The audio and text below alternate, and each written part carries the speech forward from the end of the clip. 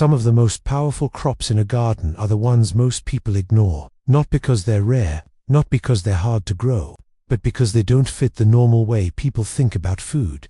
Most gardeners plant something for one purpose: tomatoes for people, corn for people, lettuce for people. Everything gets divided into separate roles. But there's a different way to build a garden, a plant that feeds you, feeds your chickens, and improves the soil at the same time. When you start noticing crops that do all three jobs, the entire garden changes. Suddenly you're not planting isolated vegetables anymore. You're building a system, and systems get stronger every year. If you're new here on PermaYield, this channel is all about building gardens that become easier and more productive over time, not gardens that need to be restarted every spring. So if that kind of long-term thinking interests you, hit the like button and subscribe right now. It helps the channel grow and it tells me you want more videos like this. Now think about how most gardens operate. You plant vegetables, you harvest vegetables, then you clean the bed, replant, fertilize, repeat. Meanwhile, chickens need feed, soil needs nutrients, and somehow those things are treated like separate problems. Bags of feed for the chickens, bags of fertilizer for the soil. But certain perennial crops quietly solve both of those problems at once. Take comfrey for example. Most people see comfrey as just another plant, but chickens treat those leaves like green protein. The plant grows fast, produces huge amounts of biomass, and keeps coming back year after year. You can cut it multiple times each season, and it keeps producing. But the real power of comfrey is underground. Its roots go incredibly deep, pulling minerals from layers of soil that most vegetables never reach. When those leaves grow, they're loaded with nutrients. Feed them to chickens, and you're turning deep soil minerals into animal nutrition. Then the cycle continues. Chicken manure goes back into the garden. The soil improves, and the same plant grows even stronger the next season. That's a loop. And loops are the foundation of resilient gardens. Another crop that does something similar is perennial clover varieties. Chickens love scratching through it. They eat the leaves, the insects living around it, and even the seeds. But clover is also a nitrogen fixer. That means it literally pulls nitrogen from the air and stores it in the soil. So while chickens are feeding, the soil is getting richer. That's two problems solved at once. Now imagine a garden where several plants work this way. Plants that produce food for you, plants that produce greens for chickens, plants that quietly build the soil under everything. Instead of importing fertility every year, the system starts generating it. And that's where perennial crops really shine. Unlike annual vegetables that reset every season, perennial plants build strength underground year after year. Their roots expand deeper. Their relationship with soil microbes grows stronger. The soil structure improves naturally. You're not just planting food, you're planting infrastructure. Something else interesting starts happening when chickens interact with these plants the right way. Their scratching lightly disturbs the surface soil, breaking up crust and helping organic matter mix into the ground. Insects get controlled naturally. Fallen leaves disappear quickly. But here's the key: balance. If chickens have unlimited access to young plants, they'll destroy them. But when perennial crops are established, they're far tougher than most people realize. Mature plants can handle light grazing and come back stronger. This is where many gardeners start realizing they've been separating things that actually belong together. Animals, plants, soil. Those three elements are supposed to interact. And when they do, the amount of outside inputs you need drops dramatically. Less fertilizer, less chicken feed, less work. But not every perennial crop can handle that role. Some are excellent for people but useless for chickens. Others feed animals well, but don't improve soil much. The real power comes from plants that do all three jobs at the same time. Feed humans, feed chickens, feed the soil. Once you start adding even a few of these crops, the garden begins to behave differently. The system starts helping itself. And that's when gardening becomes much less about constant effort, and much more about smart design. Because when the right plants are doing multiple jobs, productivity increases without adding more work. Now there are several perennial crops that excel at this, and some of them are probably growing wild around you, without anyone noticing. One of the first plants that fits this three-way role is something many gardeners already know, but rarely use fully: perennial kale. Most people grow kale as an annual crop. Plant it in spring, harvest leaves through the season, and pull the plant when winter hits. But certain varieties of perennial kale behave very differently. Instead of restarting every year, They keep producing for years if managed correctly.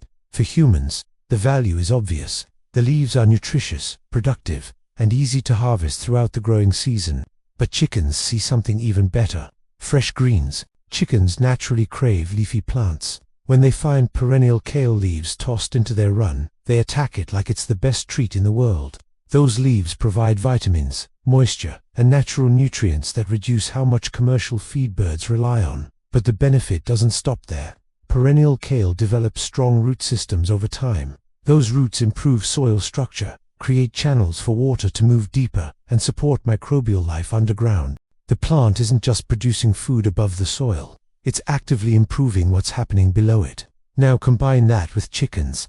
Chickens convert those greens into manure, one of the most powerful natural fertilizers available in a garden. When that manure eventually returns to the soil, the cycle continues. Nutrients move through the plant, through the birds, and back into the ground. That's how closed loops begin. Another plant that plays a powerful role in this system is perennial sorrel. Sorrel is one of those plants that surprises people the first time they taste it. The leaves have a slightly lemony flavor that works beautifully in soups, salads, and cooked dishes. It's a perennial that wakes up early in spring, often producing greens before many other crops even start growing.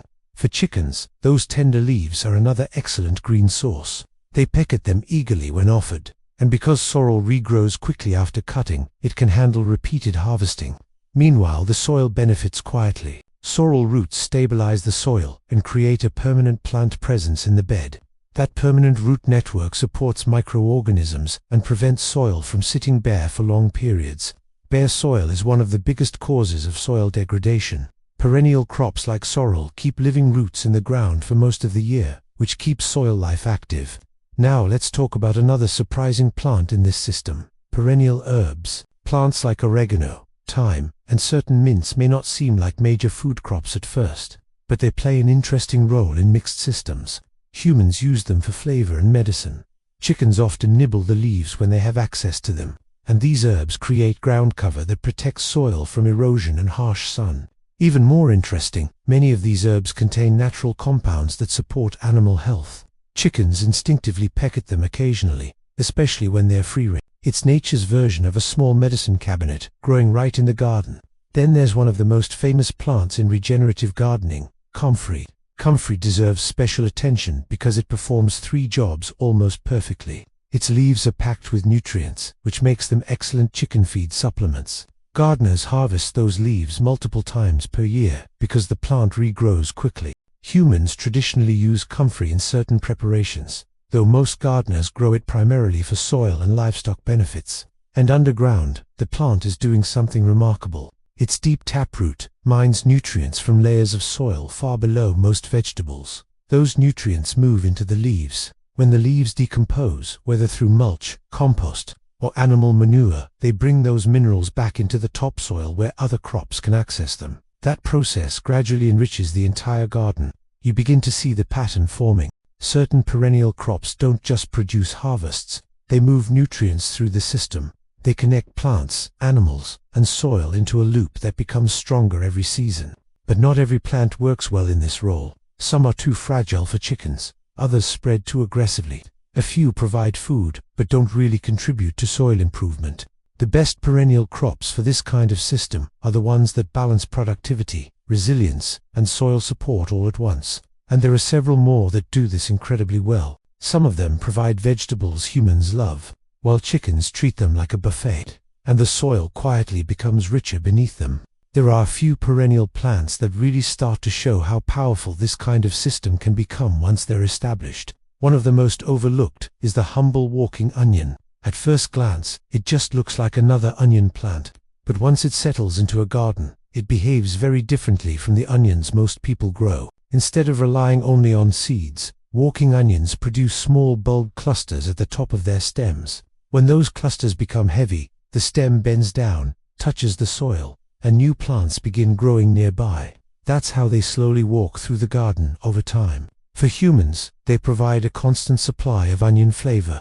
The green tops can be harvested like scallions, and the small bulbs can be used in cooking. But chickens see them as something else entirely, a source of greens and insects. When walking onions grow around the edges of a garden, they attract small bugs and soil life that chickens love to scratch for. Chickens will nibble the greens occasionally, but mature plants are tough enough to handle light pecking. And underground, the onion roots help stabilize soil while releasing natural compounds that discourage certain pests. It's a quiet but useful contributor to the system. Another powerful plant in this category is perennial clover. Clover may not seem like a food crop at first, but it's one of the most useful plants you can grow when animals are involved. Chickens constantly scratch through clover patches, looking for insects and tender leaves. They graze it lightly throughout the day, turning a simple ground cover into a steady green snack. But the real magic of clover happens in the soil. Clover is a nitrogen fixer. Tiny bacteria attached to its roots pull nitrogen from the air and convert it into forms plants can use. Over time, that nitrogen enriches the surrounding soil. Other crops growing nearby benefit from that fertility without needing synthetic fertilizers. So while chickens are feeding, the soil is quietly getting stronger.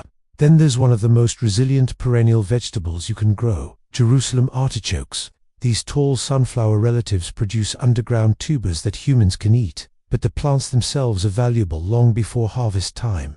Chickens love scratching around their base, looking for insects hiding in the shade. The tall stalks create natural shelter and wind protection in mixed gardens. And once the season ends, those thick stems and leaves break down into organic matter that feeds the soil. Jerusalem artichokes also develop strong root systems that help loosen compact soil. In places where the ground has been hard or neglected, a few seasons of these plants can begin restoring structure naturally. Even their leftover stems can be chopped and dropped as mulch. Another crop worth mentioning is perennial amaranth varieties. While some amaranthas are annuals, certain self-seeding or semi-perennial types behave like long-term residents in warm climates. The leaves are edible for humans. Chickens peck at them readily, and the plants produce seeds that birds and poultry enjoy. But their contribution doesn't stop with food. Amaranth grows quickly and produces large amounts of organic matter. When cut and returned to the soil, those stems and leaves add carbon and nutrients back into the garden beds. This constant recycling of plant material builds soil over time. You start noticing something interesting when several of these crops grow together. Instead of individual plants competing, they begin forming layers of activity. Chickens move through the area, scratching lightly. Leaves fall and decompose. Roots grow deeper each season. Soil life becomes more active. The garden slowly turns into a living cycle rather than a collection of isolated crops. That's when fertilizer bags start disappearing from the shed, because the system itself is doing the work. But even with the right plants, there's still one critical factor that determines whether this system succeeds or fails: how you manage the interaction between chickens and the garden. Too much access and chickens will destroy young plants. Too little interaction and you lose the natural benefits they bring. There's a balance that allows plants, animals, and soil to work together instead of competing. And when that balance is right, productivity increases without adding extra effort. That's what we're going to talk about next. The real power of these crops doesn't come from the plants alone. It comes from how you arrange the system around them. Because chickens, plants, and soil can either help each other or destroy each other. The difference is structure. When chickens have unlimited access to every part of a garden, they scratch everything apart. Seedlings disappear. Roots get exposed. Young plants never get the chance to establish. That's why many gardeners decide chickens and gardens can't mix. But the problem usually isn't the chickens. It's the timing. Perennial crops are strongest once their root systems are established. A mature plant with deep roots can handle light scratching and occasional pecking. A young plant cannot. So the first step is always establishment. Let perennial plants grow undisturbed during their early stages. Give them a season or two to develop strong roots. Once that foundation exists, they become far more resilient. After that point, controlled chicken access becomes useful instead of destructive. One common method is rotational movement. Chickens are allowed into an area for a short period, then moved out again. During that time they scratch lightly, eat insects, nibble excess greens, and leave manure behind. After they move on, the plants recover and the soil absorbs the nutrients. It's a small cycle repeating over and over. Instead of bags of fertilizer, you have living fertilizer walking through the garden. Another approach is perimeter planting. Some gardeners grow perennial crops along the outer edges of the garden, where chickens can reach through fencing. Chickens nibble leaves that hang through the wire without damaging the entire plant. Humans harvest from the garden side. Chickens snack from the outside. 2 harvests from the same plant. Then there's the cut and carry method. This is one of the simplest systems. You grow productive perennial crops like comfrey, kale, or sorrel in the garden. Harvest the leaves and carry them directly to the chickens. Nothing complicated. But those plants regrow quickly, meaning they provide greens again and again throughout the season. Meanwhile, the soil continues benefiting from their roots. When chickens finish eating, their manure eventually returns to the garden through compost or direct soil application. Nutrients cycle back to where they started. That loop is what makes the system efficient. Feed grows from the soil. Chickens eat the feed. Manure returns nutrients to the soil. Then the cycle repeats. Over time, the garden becomes more fertile without relying heavily on outside inputs. This is one of the core ideas behind PermaYield. A productive garden isn't just a place where food grows. It's a system where energy moves through different layers. Plants, animals, soil, microbes, each part supporting the others. When perennial crops are doing multiple jobs, the system becomes far more stable. You harvest vegetables for your kitchen. Chickens get fresh greens and insects. The soil receives organic matter and nutrients. And every year those roots grow deeper, which means the system becomes stronger. Not because you work harder, but because the design is smarter. If you start adding even a few of these perennial crops into your garden, you'll begin noticing changes. Soil becomes softer. Chickens rely less on purchased feed. Plants bounce back faster after harvest. Small loops start forming, and those loops are what turn ordinary gardens into resilient ones. If this idea made you rethink how plants, animals, and soil can work together, leave a comment and tell me which perennial crop you'd add first. I read those comments, and they help other gardeners discover plants they may have never considered. And if you know someone raising chickens who's still buying most of their feed in bags, share this video with them. They might be closer to a self-feeding system than they realize. Gardens don't become powerful because of one plant. They become powerful because of the relationships between everything growing inside them.